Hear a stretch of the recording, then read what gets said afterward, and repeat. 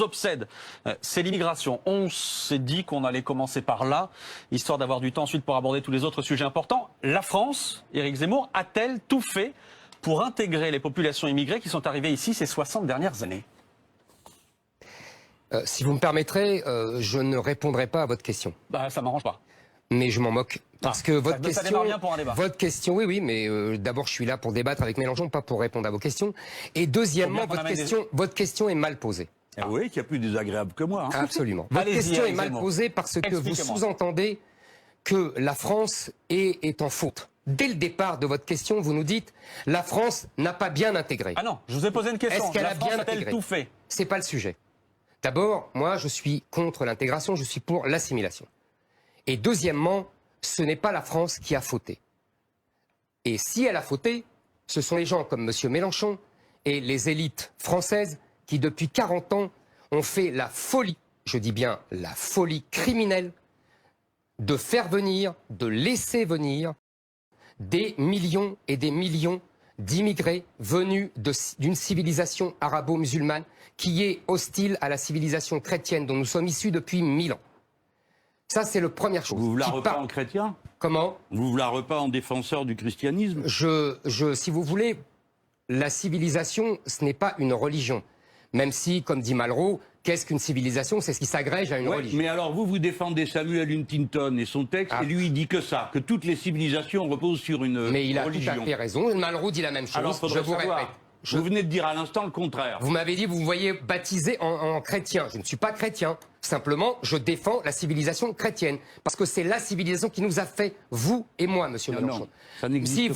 vous et moi, même quand vous vous révoltez contre l'Église, vous êtes profondément enracinés dans la tradition chrétienne. Mais bon, c'est pas grave, vous ne voulez pas le comprendre, je ne vous convaincrai pas de ça. Maintenant, je voudrais continuer.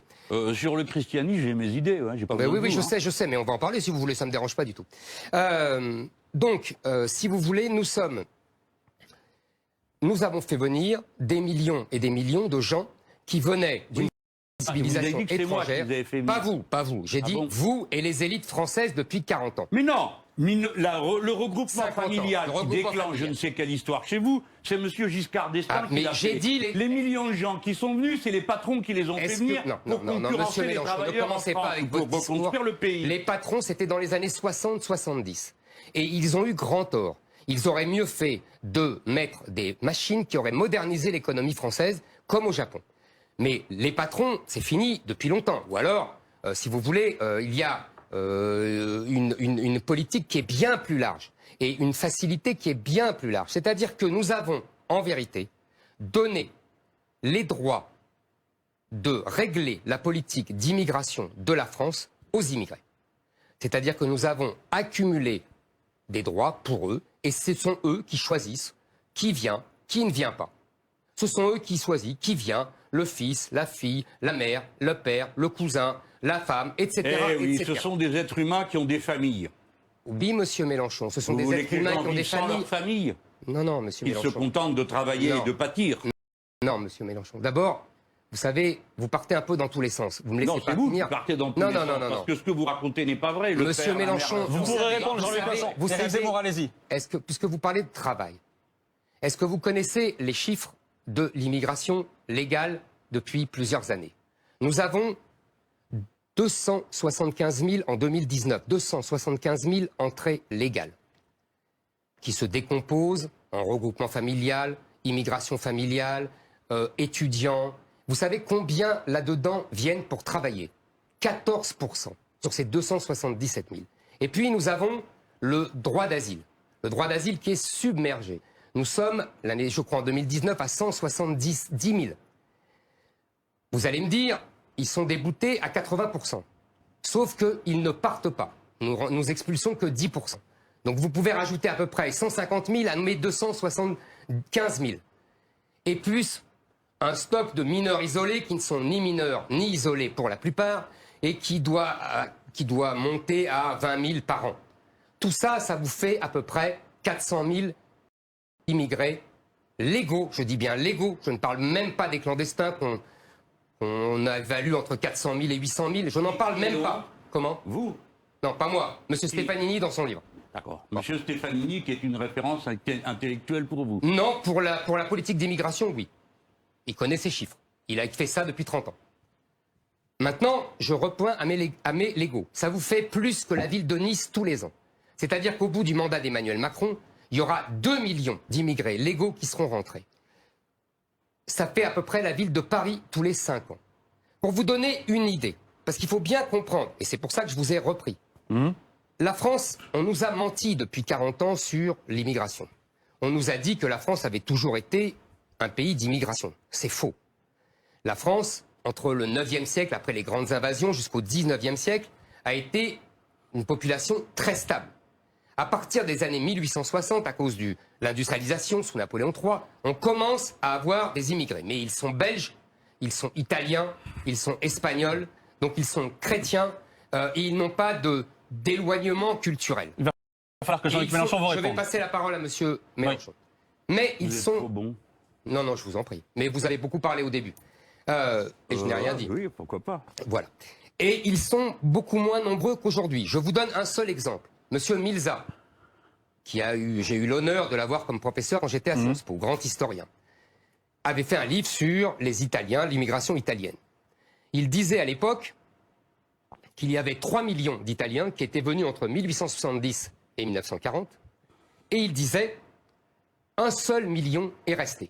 Car à l'époque, on renvoyait les délinquants, on renvoyait les chômeurs, on n'avait pas un regroupement familial automatique. Et comme ça, on ne gardait que les gens assimilés. 3 millions en 70 ans. Aujourd'hui, pour avoir 3 millions de gens qui ne sont pas des Italiens, mais des Maghrébins ou des Africains, on ne met même pas 10 ans. Jean-Luc Mélenchon, que répondez-vous ce soir à Éric Zemmour, notamment sur ces chiffres-là? Oui. Il y a 2 sujets. Le sujet, c'est comment la France s'est faite, et le sujet des chiffres. Moi, je ne vais pas me laisser promener d'un chiffre à l'autre que M. Zemmour ressort, parce que ce qu'il vient de dire là, je l'ai entendu sur plusieurs plateaux. On a donc fait le total. Et on s'est dit, puisqu'il nous dit qu'il y a 400 000 personnes tous les ans, en 10 ans, ça fait 4 millions. Bravo. Comme il y a 200 000 personnes l'équilibre entre les morts et les vivants nés et morts français, on devrait trouver 6 millions de personnes de plus en France, sur les 10 ans. Il n'y en a que 2 millions. Ce qui signifie la chose suivante, c'est qu'une très grande partie des gens qui viennent repartent, notamment le tiers d'entre eux qui sont des étudiants. C'est faux, monsieur. Et ces étudiants, je vais vous dire une chose, je suis content qu'ils viennent apprendre en France et qu'ils créent avec la France un lien intellectuel qui va fortifier dans le temps la relation qu'on a avec leur pays d'origine. Donc je suis pour que la France soit un pays où l'on peut venir étudier, et je dénonce la politique de M. Macron qui a consisté à augmenter les prix d'inscription pour en chasser les gens. La deuxième question qui se pose, donc je considère que l'avalanche de chiffres que donne M. Zemmour pour créer une ambiance de cauchemar en France ne tient pas debout. La deuxième, c'est la nature de la France elle-même. Nous sommes le pays qui pratique depuis le plus longtemps, et le seul en Europe, une forme de créolisation qui est assumée. C'est-à-dire que ce n'est pas autre chose que la création d'une culture commune des gens qui se trouvent au même endroit. Nous sommes le seul pays d'Europe qui dit nous sommes des gallo-romains. Les Espagnols auraient pu dire qu'ils étaient des ibéro-romains. Ils ont donné 3 empereurs et le philosophe Sénèque. Ils n'ont jamais dit ça. Nous, si. Ce qui signifie que depuis le début, les cultures arrivent et forment quelque chose de commun. Si bien que la France est ce méli-mélo intéressant, unique au monde, singulier, grandiose, qui a permis que des gens très différents fabriquent quelque chose en commun, qui à la fin culmina avec l'idée extraordinaire des droits de l'homme, qui ont donné une révolution qui ne s'est pas faite pour les Français, mais pour l'humanité tout entière. Et là, monsieur Zemmour, vous êtes dans une impasse intellectuelle. La France que vous voyez n'a jamais existé. La grandeur de la France a tenu à ce processus-là. Et ce processus, j'y suis attaché. La créolisation n'est pas un choix. C'est une réalité qui permet de faire le pont entre le différentialisme aigu de gens comme M. Zemmour, qui voit les gens dans des petites cases, les musulmans, les ceci, les cela, et puis un universalisme que moi-même j'ai pratiqué, un peu abstrait, qui ne tient compte d'aucune différence. La créolisation dit, les êtres humains se rassemblent et forment quelque chose en commun. Voilà ce qui m'intéresse. dans l'histoire. Et là où vous êtes pris à revers, c'est que ce qui a fécondé la France, c'est cette immense idée de l'être humain qui est créateur de sa propre histoire. C'est l'humanisme, c'est Pic de la Mirandole, c'est la fin du XVe siècle. Mais voyez-vous, avant la fin du XVe siècle, parmi les idées qui ont nourri cette idée extraordinaire, eh bien, il y a une féministe, la première du monde, la première qui écrit, Christine de Pisan, au début du XVe siècle, et qui dit « les femmes sont les égales des hommes ». Ce jour-là, c'est une révolution intellectuelle, parce que ça va contre toutes les évidences. Voilà de quoi la France est l'héritière. Elle fait le pari continuellement de l'humain. Monsieur Zemmour, nous serons nombreux à ne pas vous laisser faire. Vous ne chasserez pas les musulmans. Vous ne les obligerez pas à choisir entre l'islam et la France, pas plus que la génération précédente des hommes comme moi n'a admis qu'on demande aux juifs de choisir entre leur religion et la France, ni aux chrétiens de choisir entre leur religion. La religion est une affaire privée. Ce que nous avons en commun, c'est la cité. Et aujourd'hui, personne ne conteste que la loi de la cité s'impose à tout le monde. Alors il y en a qui la violent. Mais pour autant, personne ne dit « la loi n'existe pas ». Ce n'est pas vrai. Vous mentez, vous faites peur pour rien. Très bien, monsieur Mélenchon. Alors on va y aller carrément. Il vaut mieux. Vous avez abordé les sujets. D'abord, mes chiffres sont tous de l'INSEE. Et vous le savez très bien, c'est pour ça que vous ne pouvez pas les contester. Deuxièmement... Alors où sont les 6 millions de personnes qu'on n'a pas trouvées ? Mais on va parler, on peut continuer avec les chiffres, mais vous avez placé la discussion sur un terrain plus élevé et je vais vous suivre. Il y aura du fact-checking de toute façon juste après. Je n'en doute pas. Vous avez dit la France est un composé de culture, de peuples, et vous avez tout à fait raison. Il y a les Gallo-Romains, vous auriez pu dire les Ligures, les Ibères, les Celtes. D'ailleurs... Les Ostrogoths qui sont passés exactement, comme ça, les Francs, etc. Mais Bainville, d'ailleurs, le dit au début de son histoire de France. La France n'est ni un empire, ni une race, elle est mieux, elle est une nation. Maintenant, vous oubliez, parce que ça vous gêne, que le premier ciment de ces peuples divers fut le catholicisme. Le catholicisme d'un côté, puisque c'est la conversion de Clovis. Le général de Gaulle disait « l'histoire de mon pays commence avec la conversion de Clovis ». Et c'est une sottise. Ben bien, voyons. Et l'épée du roi. Après, vous dites, ces cultures se sont rassemblées dans une seule. Et vous appelez ça la créolisation.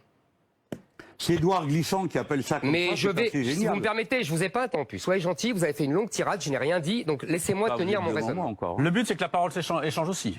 Voilà. Oui, mais si y en a un qui peut faire une longue tirade et l'autre qui est tout le temps coupé, vous en avez fait tous les deux. On ne peut pas discuter. Vous en avez fait tous les deux, allez-y. Donc, vous appelez ça créolisation. Moi, excusez-moi, j'appelle ça d'un vieux mot républicain. Ça devrait vous plaire. J'appelle ça l'assimilation. L'assimilation, c'est, comme disait le grand historien Brodel, ce qui a permis l'intégration sans douleur. L'assimilation, ça veut dire faire sienne l'histoire de France, la culture française, les mœurs françaises. Ça veut dire devenir français, s'habiller comme les Français, donner un prénom français à ses enfants. Ça, monsieur Mélenchon, c'est s'assimiler. Créoliser, je ne sais pas ce que ça veut dire en vérité. J'ai regardé, parce que maintenant vous avez mis en vedette Édouard Glissant. En fait, c'est une espèce de chimère pseudo-poétique pour vanter une fois de plus la mondialisation et ses grands mérites. En vérité, votre Édouard Glissant, c'est un Alain Minc martiniquais. La créolisation, ce n'est que le nouveau mot que vous avez trouvé pour parler de multiculturalisme, de droit à la différence.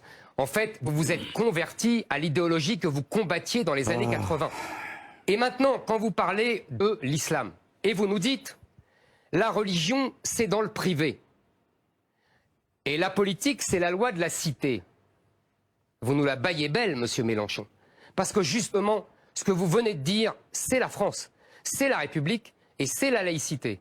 Et c'est exactement le contraire de l'islam. L'islam est une religion politique par essence. L'islam ne s'occupe pas de l'intériorité des fidèles, mais s'occupe